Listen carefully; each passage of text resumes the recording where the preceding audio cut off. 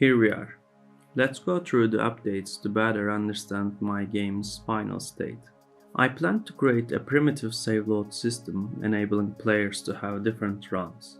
The main goal was only recording the last level of each run. I do not save the locations of the enemies or the build blocks. If the player quits the level, the progress won't be saved, and the player should start all over the most recent level. The first intention behind this decision is not to make the game so complex that it requires additional coding hours.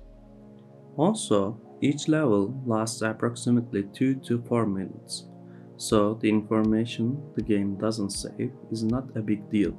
Now, the player can start a new run, continue from the last run, or load an entirely different run. I have added the necessary functionalities and the visuals will be updated soon. For instance, there won't be the red Vixen logo here, but the actual representation image of the regarding level. My second goal was to implement an options menu. I want it to be reachable from every state, so it is accessible from the start menu, pause menu, win menu, and lost menu with mockup visuals. Now, the player can control the different kinds of sound volumes, quality, and graphic settings. I'm open to your suggestions on whether to include different types of options or not. In the previous version of the game, my friends had to struggle to control the camera to see the board from different angles. So, I reimagined it as follows.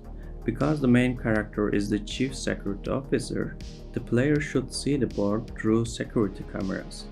So, I implemented a panel where multiple different security cameras are displayed.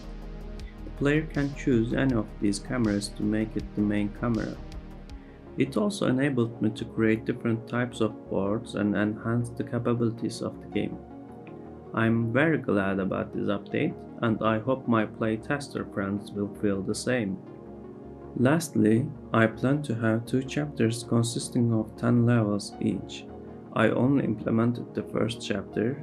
Initial responses pointed out the inconsistency between the learning curve and difficulty level.